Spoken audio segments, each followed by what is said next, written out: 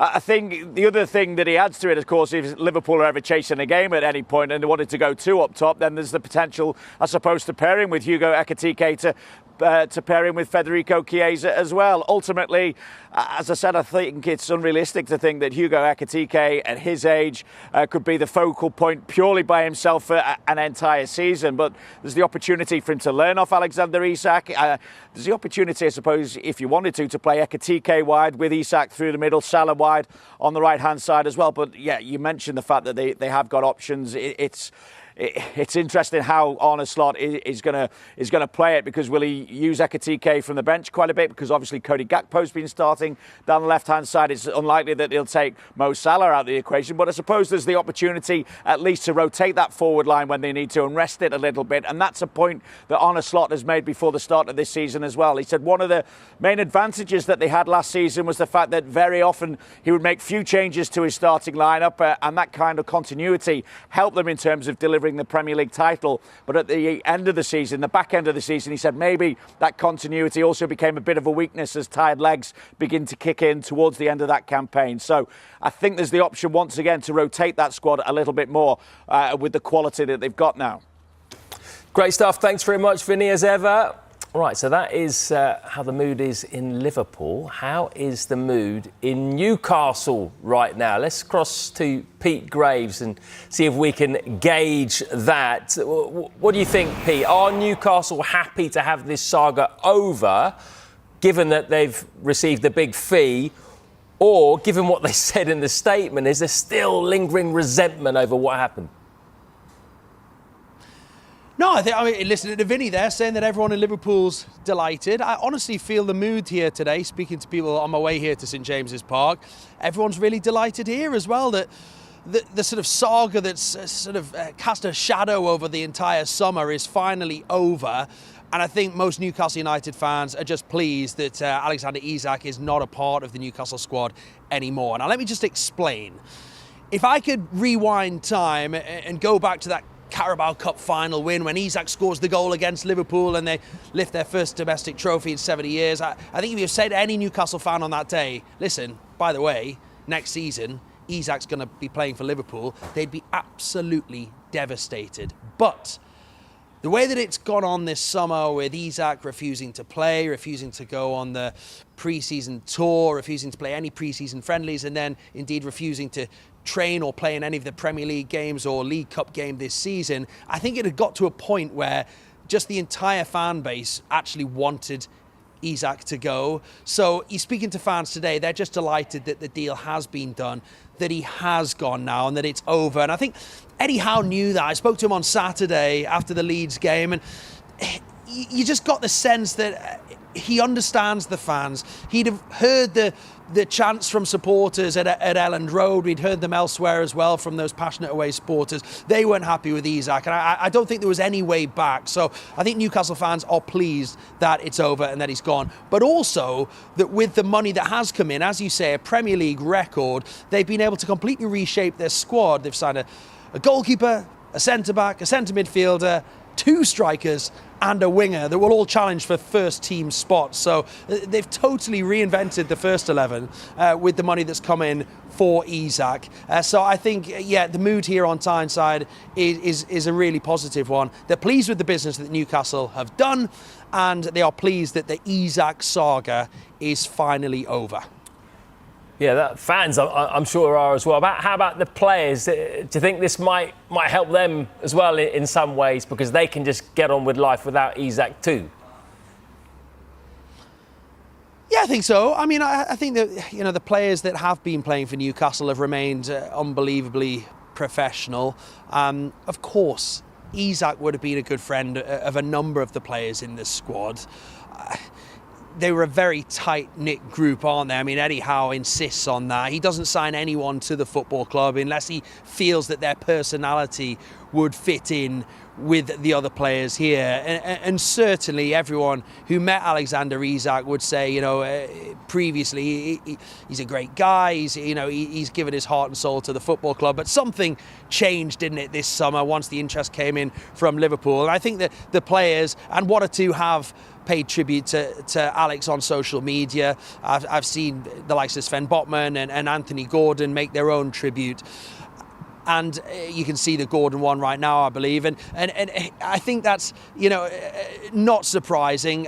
You know, Isak was a huge part of this squad, a very successful squad, a squad that's played in the Champions League, a squad that's won a trophy, a squad that's really transformed under Eddie Howe's leadership. And clearly there were friendships there. There will be those within the squad who feel very disappointed in the way that Alexander Isak has acted this summer. There's no doubt about that. And I've spoken to players who are hugely disappointed and feel hugely let down by their former teammate. But clearly there's a friendship there with a number of the players, and you can't underestimate what Isak did at Newcastle United. Scored a huge number of goals, was a huge part of that team that won their first trophy in so many years, helped guide the club back into the Champions League, not once but now twice this coming season. He's been a huge part of it, but now Eddie Howe, the players, the fans, the entire city moves into a new era, an era without Alexander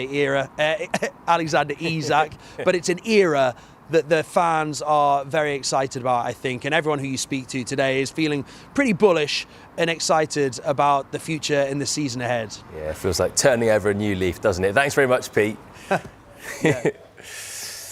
Right, so both Wissa and Isak get their moves after a protracted period where they haven't played, and they've both kicked off. As you can see, the transfer deadline day veteran, can we call you that? Mark McAdam. Never been called a veteran before. 32 deadline days I'm hearing you've done. Yeah, for Scott. You don't look old enough to have done that. No, many. I definitely am. Remember, you have 2 a year. That's true, actually. Yeah, we should make that point. Yeah. But was that, in terms of transfer windows, that's got to be up there with the very best you've done, right?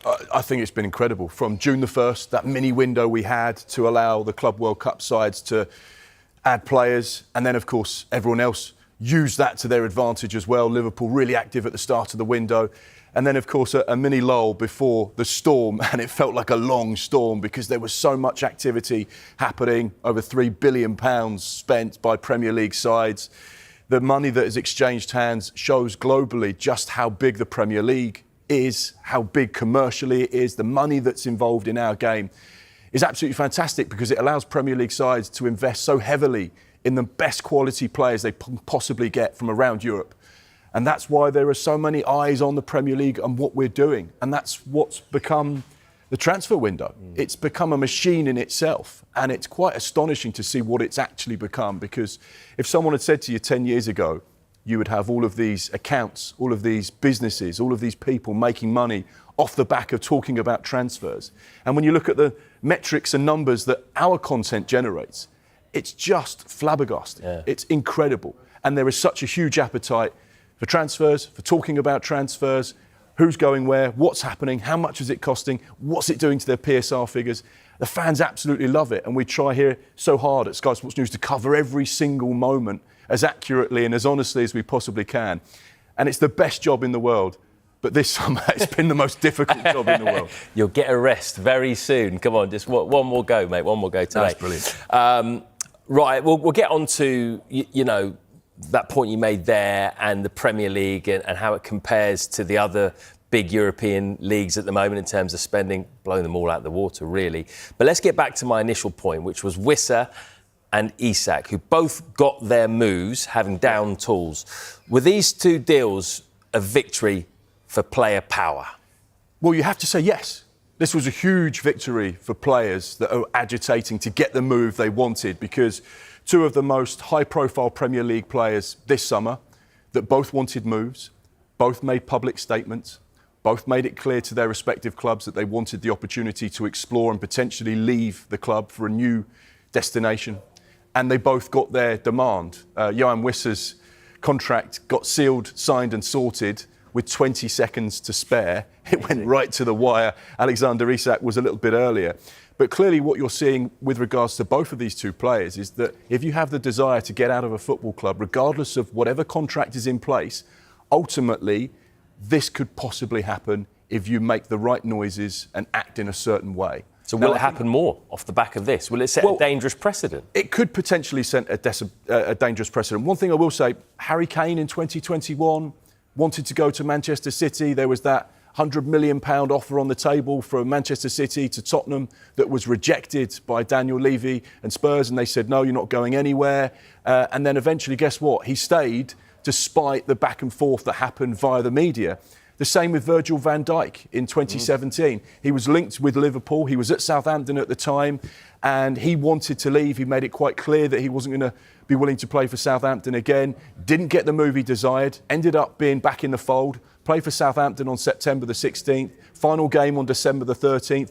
Joined Liverpool in the January on January the 1st. He got his dream move in the end. 4 days later, he was playing for Liverpool. So there are incidents in the past where things have happened and players have agitated for the move and they've not got their move. There are certain players perhaps at Brighton that have wanted to leave and they've only been able to leave when the price is right. But clearly what you're seeing is the power of the agent and the player at play and the strength of the club to be able to say, actually, you're going nowhere. And they found it very difficult with regards to these two players. But ultimately, the club are always thinking about what is best for the club. The black cloud, the player in training that doesn't want to be there, the bad atmosphere, the bad noises, that situation with the fans, where you've got fans chanting against the player wearing their club colours. And sometimes the business decision works out. And I would say as well, big money. 125 million for Alexander Isak. Liverpool have played their part. If they were not prepared to go to that type of figure, would he have still got his move? The same with Newcastle and Brentford. Brentford stood firm on their valuation of Yoane Wissa.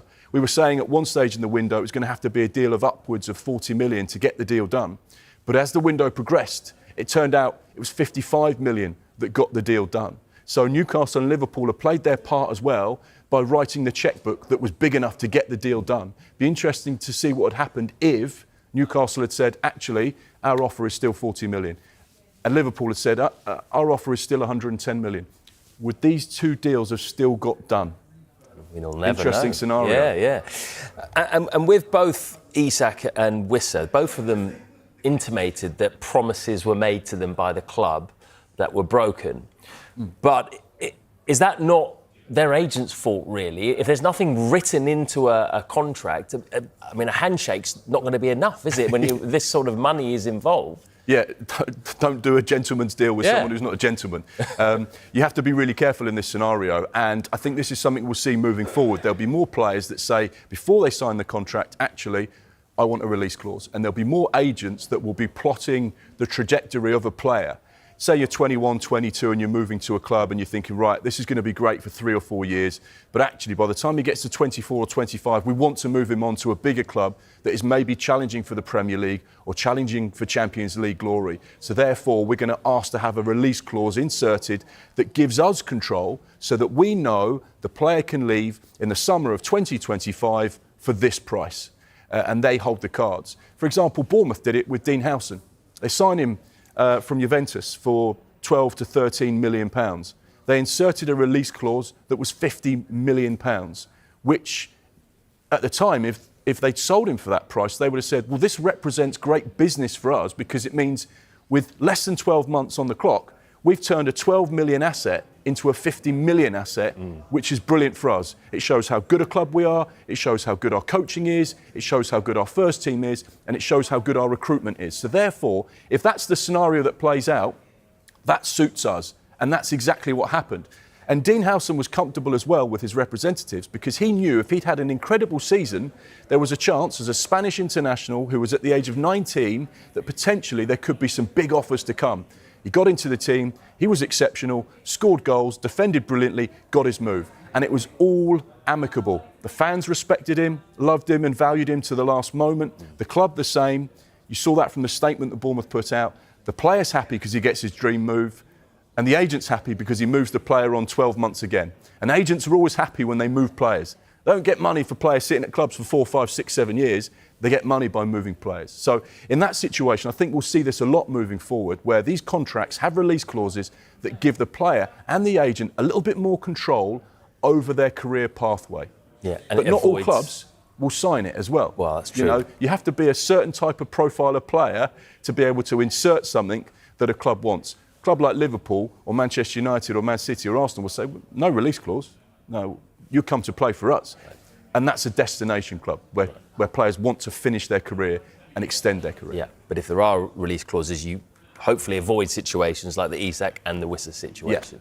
Yeah. I mean, it was a record-breaking summer transfer window with £3 billion spent in the Premier League. We still have so much to pour over here with Mark. Up next, we'll be breaking down the spending, plus which of the old firm clubs won the window in Scotland. We'll be live to Celtic Park after the break. Stay with us.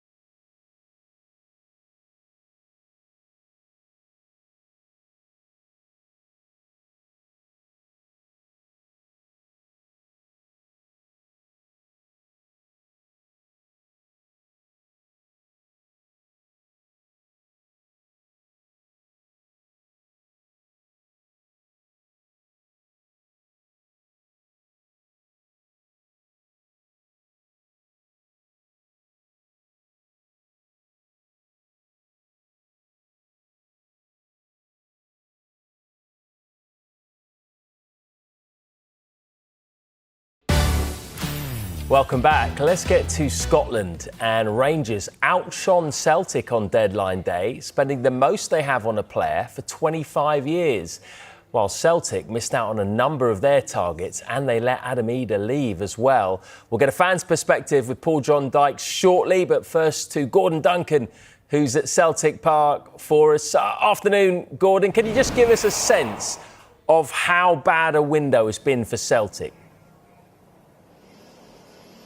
Yeah, bad in so many ways, because there are so many categories that transfer business and dealings can fall into. You look at the business done, you look at when it was done, targets missed out on, and I think all of those would fall short of the Celtic fans' expectations.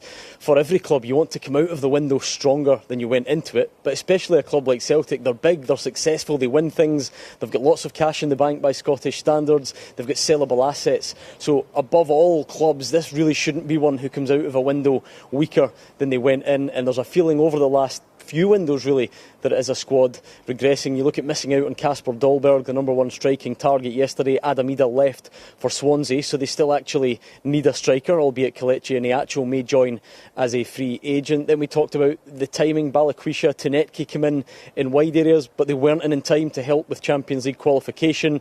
Certainly in Tunetki's case, not in time to help play against Rangers at the weekend. So all of a sudden there's a feeling that a Celtic as a club have been praised so often for the way they've handled transfer dealings. It feels like things have really disappointed the fans on this occasion. Well, let's get a fan's point of view, shall we? Paul, you had a show with the Celtic State of Mind podcast last night. Just how upset do you think the supporters are right now? I think there's a real growing sense of disillusionment going into that window. It was left far too late in any case, but there was a feeling that we could get a few deals done last night. They've not really been done. So that frustration will turn into anger, I've no doubt about it. And just echoing some of the things that Gordon was saying there. You know, it's a football club with plenty of money, plenty of backing, and a manager who, you know, people will want to play for Brendan Rodgers. So where is it going wrong? How can we not get the deals done? Why are we scrambling about to try and get 4 and 5 deals done and then only managing to get 1 or 2? So yeah, really frustrating and really disappointed by it. Well, Gordon, you spent a lot of time with Gordon Rodgers, speaking to him over recent weeks. What do you think he'll be thinking right now? Oh, it's going to be so interesting to hear from him. It's almost a shame the international break comes. We'll have to wait a couple of weeks to get the thoughts of Brendan Rodgers. You go back earlier in the summer, he made some really strong comments about how if Celtic was all about maintaining things, he was not the man for the job. That would have to be someone else. Now, listening to Paul John, you could say that this isn't even an argument about maintaining. There's a feeling that the Celtic squad has gone backwards. I then spoke to him on Friday and he said that Adam Idah would only be allowed to leave if Celtic could bring another striker in. That hasn't happened, so there's another topic we'd be keen to hear from Brendan Rodgers on. He's gone from being quite critical, it seems, to those who run the club, to other times almost defending them. That one of the last comments he made over the weekend or before the weekend was that this board bleeds Celtic, and was trying to underline the fact that everyone was pulling in the same direction. But you would forgive the Celtic fans for feeling today that that's not quite the case. Yeah. Paul, back to you. I mean, is there a concern that, you know, because Rodgers is in the last year of his deal, that this transfer window might impact his long-term future?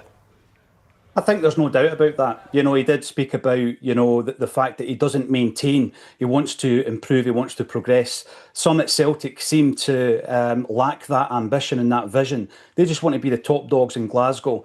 And that's not enough for Brendan Rodgers. It's not enough for a lot of the fans as well. And I can't speak for every fan, but, you know, people that speak to us on a daily basis, we want to push in Europe. We want to push on. And only 6 months ago, we did very well on the European stage, but we haven't built on that. So, you know, we're talking about Brendan staying till the end of the season. I wonder how he's feeling this morning after last night. Well, if I could just follow that up with you, Paul, who's to blame then for this, and how will it all play out, do you think? You know, Brendan Rodgers has taken his share of the blame for what happened in Europe and what happens on the park, and I think that's fair. But in terms of recruitment, those to blame are the decision makers. You know, Brendan Rodgers and his scouting team are giving targets to these people to go and do the deals. And it's been rather embarrassing that deals have broken down because we are not getting back to clubs. Yang was meant to sign for Birmingham City, had to come back to Glasgow. Ida was down the road, he had to come back up. It's happened with Tillio, it's happened with Welsh to Plymouth Argyle. That's not good enough. So whoever is responsible for that, be that the CEO or elsewhere within the football club, they, for me, have a lot to answer for because it's on them that Celtic haven't been able to do these deals. Paul John Dykes, great talking to you. Thanks very much. Thank you. Pleasure. Gordon, if I could just fire one back at you before you go. I know you've got to head off, but Celtic are top of the table right now. They've won 13 of the last 14 titles. Should their fans really be worried? That is the funny thing. You look at this from the outside, I can imagine fans up and down the country are saying, what's all the fuss about? Celtic win all the time, they win everything. But I think genuinely, for the first time in a while, that there is a fear that this is a squad regressing so badly that maybe, if the other clubs do get their houses in order, that there could be a bit more difficulty than Celtic would like. You look at Rangers yesterday, yes, look, they've not started the season well either. Russell Martin has certainly got his own issues, but they did spend big. Chermiti's fee, 8 million, rising to 10 million. Bojan Mijovski coming in over the weekend. Would Celtic fans have taken Bojan Mijovski to sign? I think they probably would, looking at the way their striking department sits at the moment. So if Russell Martin could manage to get things back on track and harness Rangers in a different direction, and then maybe, just maybe, you take it one step further. There's a lot of ambition around Hearts. They've now got Tony Bloom and Jamestown Analytics on board. Hibs have shown in Europe that they could potentially have a very good season as well. So look, it's a stretch to say that Celtic's title chances are over or anything like that. You look at the way that they've started the season, but you do look across the city, maybe over at Edinburgh. Surely at the very least those clubs at least sniff an opportunity. Top man. Thank you, Gordon.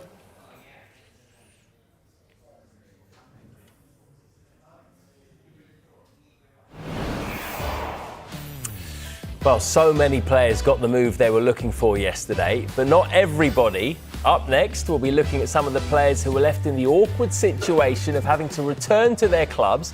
Plus, we'll round up all the deals that got over the line today. Stay with us.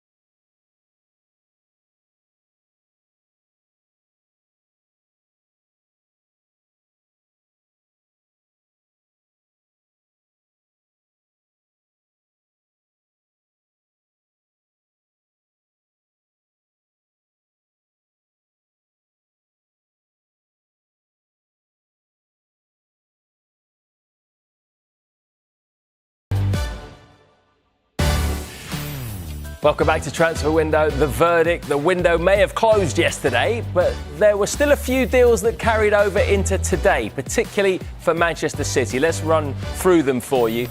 Gianluigi Donnarumma has finalised his move to the Etihad after a £26 million deal was confirmed this morning.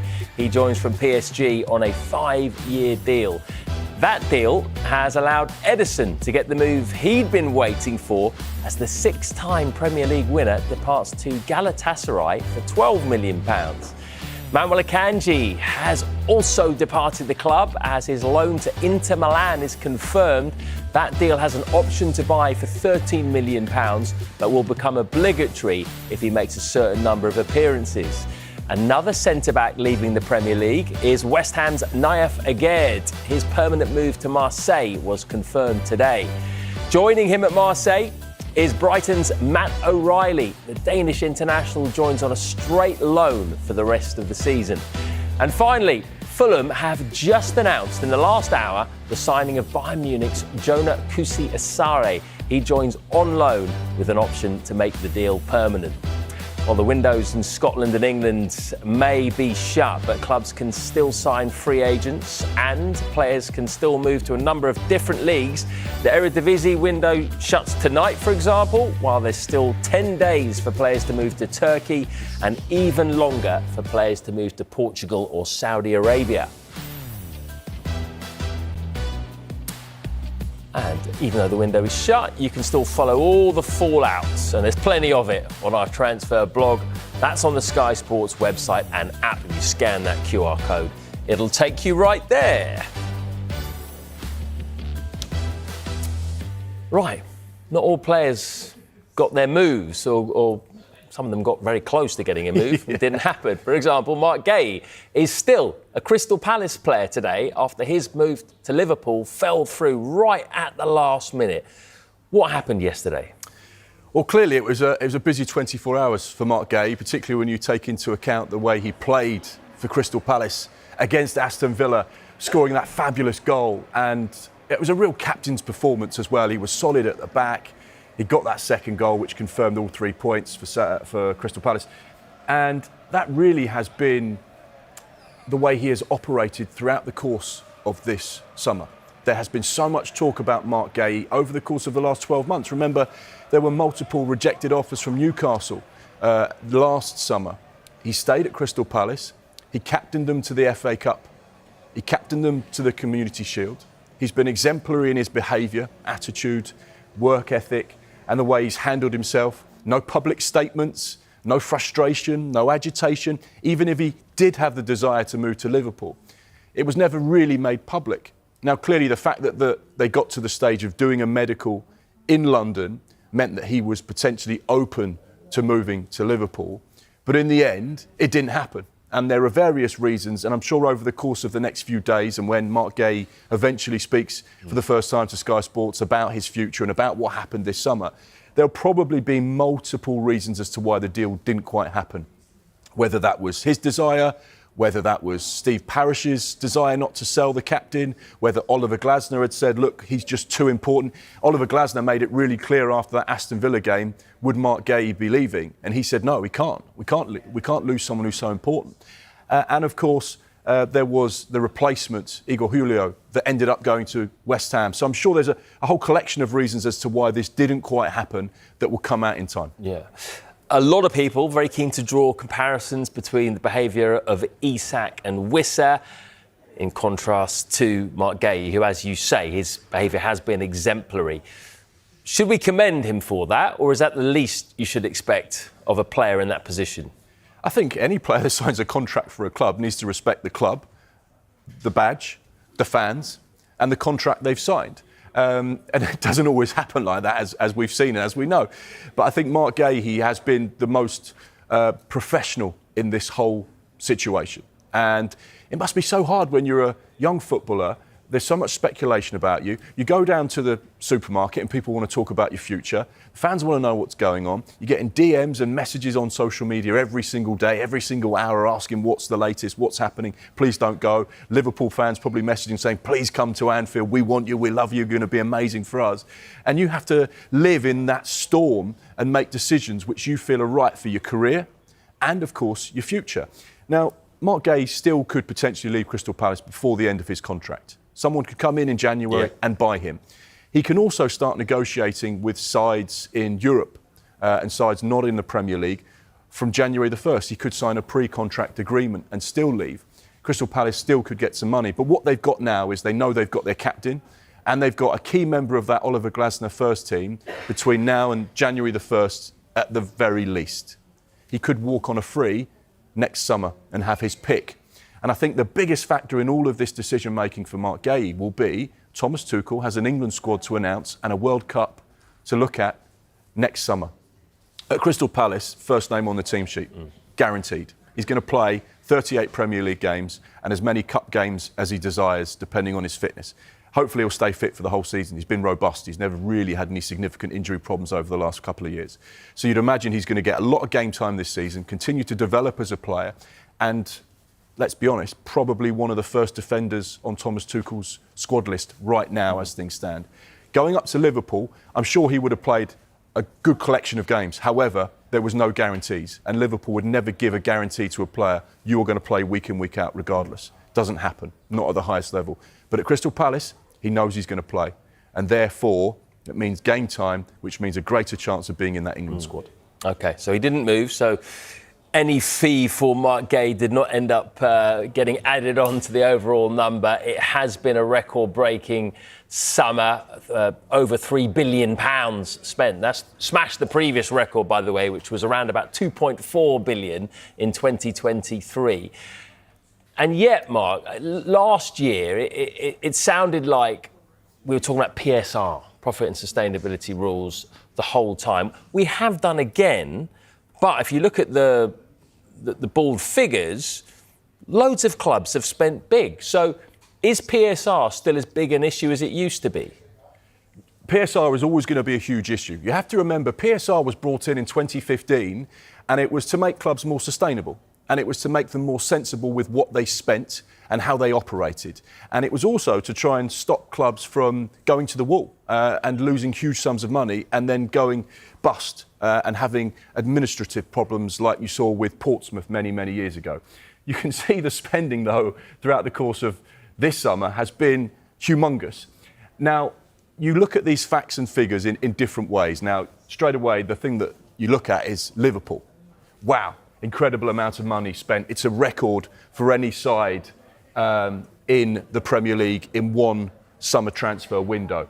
446.5 million. The important thing to point out there, that is the total potential outlay that Liverpool could have. Right. There will be a huge chunk of that will be add-ons on deals. For example, Florian Wirtz is 100 million guaranteed plus 16.5 million in potential performance-related add-ons. So there's, 20% of that deal or so that's based on how well he plays and how well Liverpool do. You can see Chelsea once again operating by spending a lot of money, but they've also sold a lot of players, which will counteract that particular graphic.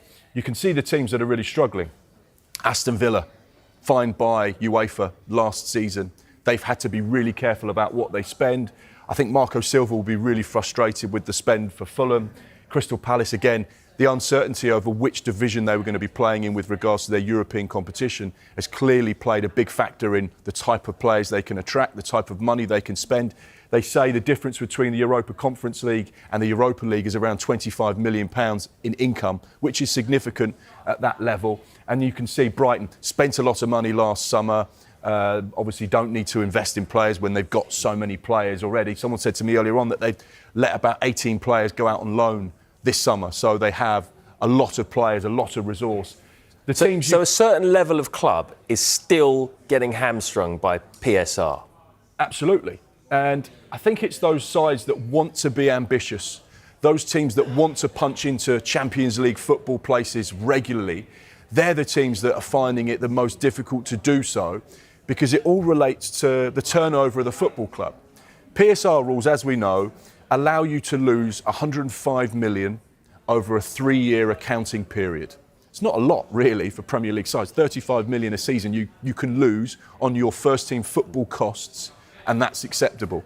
Lose 36 million on average, and you're in breach of the rules. And we've seen from Everton and Nottingham Forest, there are sanctions and point deductions in play here. So the rules are being enforced. And it's the first time over the last couple of years we've actually seen that. But the biggest challenge for sides like Newcastle and Aston Villa that want to try and compete at the top table is the fact that they don't turn over as much money as the big sides. For example, Manchester City's accounts to the end of 2024, that period, turn over 715 million. Newcastle's 320. Aston Villa's 275. So they're trying to compete when their turnover is less than half of the big sides. And you can see the Premier League selling as well. The figure is £3 billion spent by Premier League clubs, but also they've sold a lot of players as well. So a lot of that money is coming back into the clubs because they're recycling cash. You can see how much money Chelsea have made in this window by selling players. 314 million. That's a record. Huge business from a club selling players. Liverpool's as well. And that's where that other graphic is slightly misleading because their outlay is, 446. But they're second when it comes to the money they've generated from selling players. And a lot of Liverpool's player sales are homegrown. So therefore, it's 100% PSR profit. Look at the net spend here now, and you can see this is where I think the graphic is key. This is the most important one, really, because this tells you how much they've actually spent and how much they've sold. And you can see there are actually, 7 clubs there that have all had a positive net spend this summer, which shows that arguably PSR is working because they're sensible, they're sustainable, they're selling players, they're not spending beyond their means, and that's why. But it's the big six, isn't it, that they're spending big? Have we seen, has PSR led to a return of the big six? I think the big six will always be the big six for the moment whilst you are playing Champions League football. I think that is such a massive money generator for football clubs. We'll go into that in just a moment. I think that the Arsenal thing is intriguing because Mikel Arteta has spent a lot of money and not delivered any silverware yet outside of the FA Cup. This is going to be really important because pressure is now on. When you spend that kind of money, they're expecting results and silverware. Very interesting stuff. Right, OK, we've got loads more still to dissect and discuss on this biggest window in Premier League history, including Manchester United. We're going to have a look at their dealings and their goalkeeper situation in particular. Stay with us.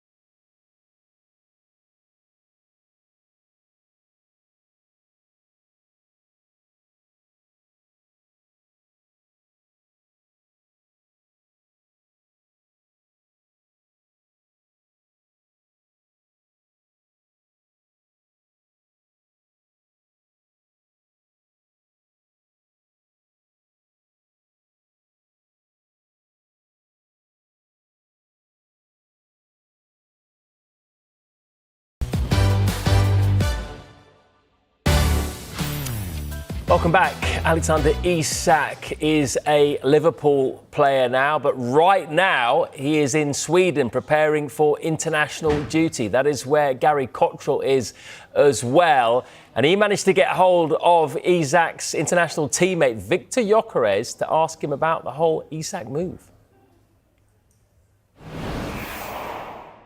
Two of the best strikers in the world playing for the same national side. How great is that for the players and for the fans?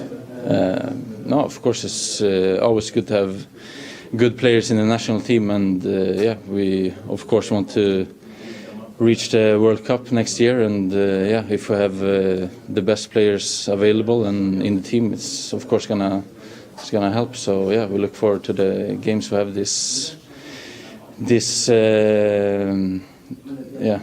national team break, and of course we want to win every game. Alexander had an good but emotional day yesterday, a long day as well. I think he arrived the early hours of the morning. He's had a difficult summer. How is he? Have you spoken to him? How's he feeling?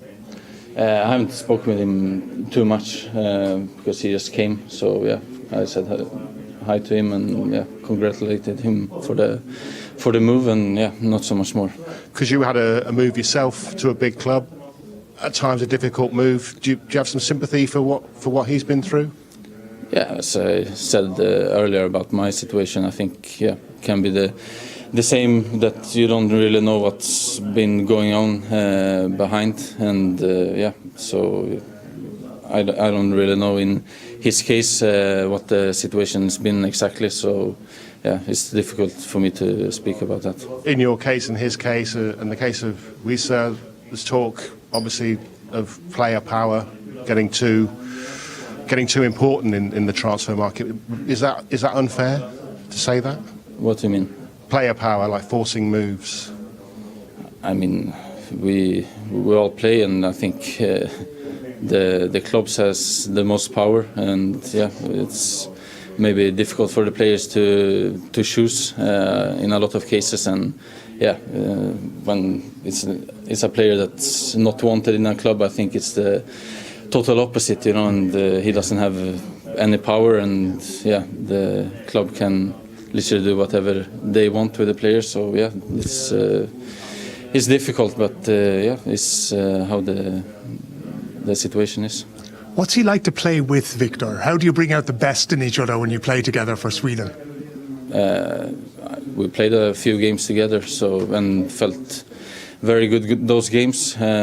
He scored, I've scored, and we have assisted each other. So I think it's good to keep going on that path, and just trying to improve more with the team, and keep going in that way. I obviously didn't want to throw his international teammate under the bus there, Victor Gyökeres. I haven't got much time, but let's quickly touch on Man United's goalkeeping situation. Emi Martinez was heavily linked with a move to United on the last day of the window, but they signed Senne Lammens instead. Why would they do that? Well, ultimately, they obviously thought that the youngster from Belgium was a better goalkeeper long term. We know that Emi Martinez is the finished product. It's his birthday today. He's a World Cup winner. He's 33 years old, hugely experienced, having been at Arsenal for a long time. But ultimately, they just felt like the way they went was the right thing for the football club. So it's always a challenge. Can Martinez go back to Villa? How's that going to be? I mean, I know they wished him happy birthday, but he refused to play in the previous game. Well, ultimately, this is what management is. The other thing is as well, and this is where it sort of just dreads me ever so slightly, there are some windows that are still open. Portugal, Turkey, Saudi Arabia. Could he still be at Aston Villa? Could he get his move? Could he get integrated back into the team? Will he be the Villa number one? Yeah. We'll have to wait and see. Yeah. Anything is still possible. Do you know what the answer is? Marco Bizot. You did it, not me. You need to have a sleep. Great work, Mark, over the last few days. Stay with us. We're going to hear more from Victor Gyökeres, and we're going to be talking to Alan Smith live in the next hour.